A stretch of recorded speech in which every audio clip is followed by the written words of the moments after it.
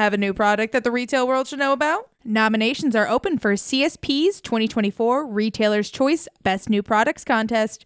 Eligible to products launched between March 2023 and March 2024. Submissions close May 31st. Winners will be announced during the next show this October. Don't wait. Submit today via the link in our show notes. Ahold Delhaize's delivery strategy paid off in the first quarter. The store convenience store will cease operations at the end of July under Team Schierl Co.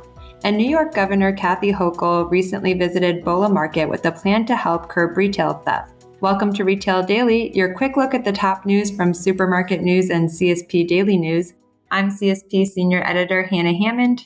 And I'm Supermarket News Editor Tim Engelbarger. Ahold Delhaize's decision to orient its online fulfillment capabilities towards more efficient, less asset-intensive same-day delivery models paid off during the first quarter in the U.S. The retailer's online sales sprouted 4.7% year-over-year, mainly fueled by new customer growth. In early February, Ahold Delhaize USA announced it was partnering with DoorDash. The service was expected to be rolled out to all chains by March. The digital success helped offset sluggish sales overall in the U.S.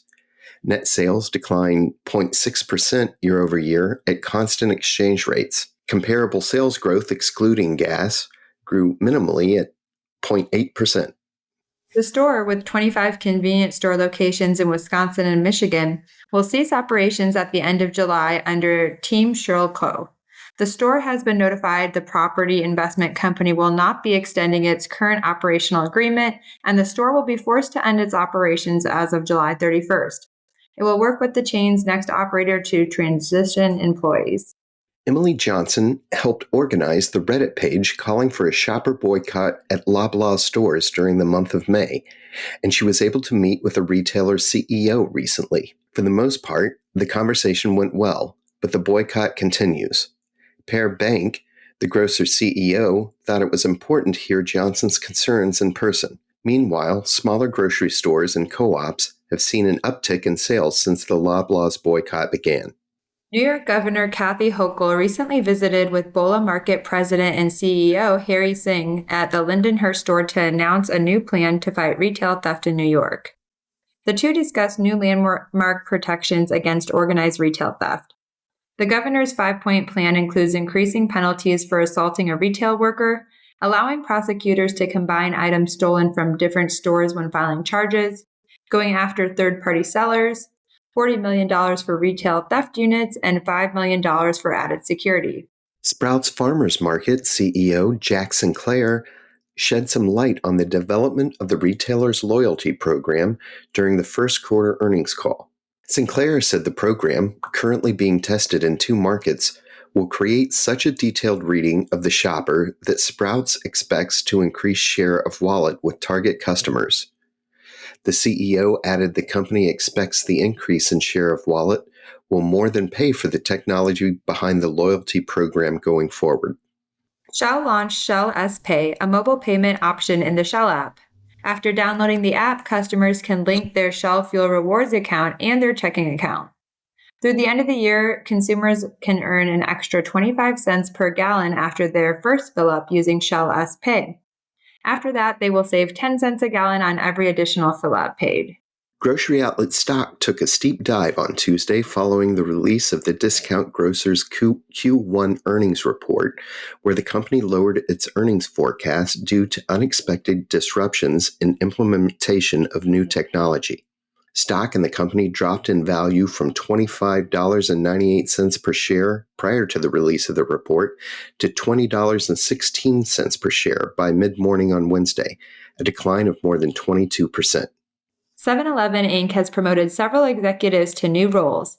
The company has named Jamie Horvath as Director of Private Brand Product Management, Commercialization, and Emerging Brands, Kia Hashiminejad as Operations Director for Property Products Excellence, Justin Huffman as Director of Sourcing, and Dan Keefe as Director of the Enterprise Project Management Office.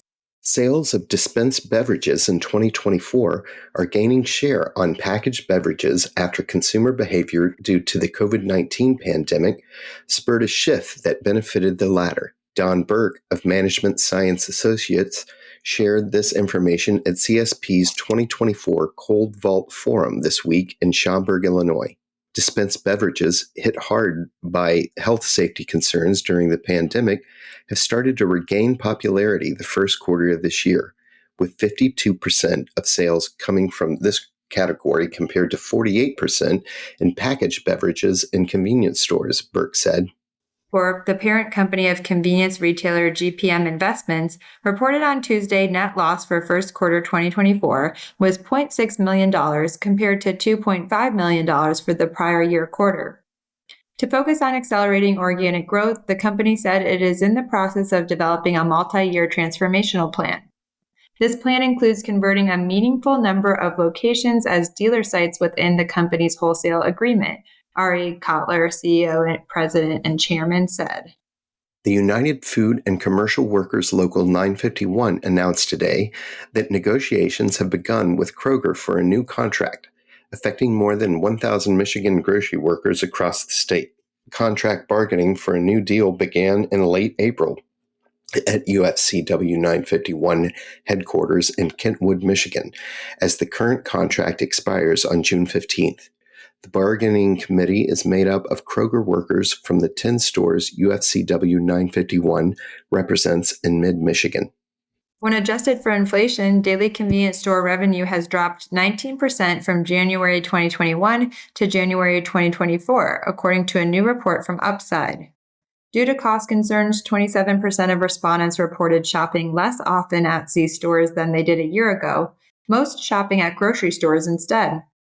Only 3 categories that Upside measured saw growth in the last year: tobacco, bottled drinks, and dispensed beverages.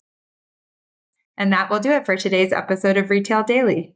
Subscribe on Apple Podcasts, Spotify, and more for your daily dose of retail news.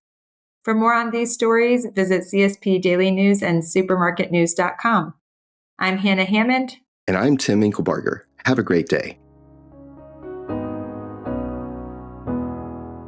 Have a new product that the retail world should know about? Nominations are open for CSP's 2024 Retailer's Choice Best New Products Contest.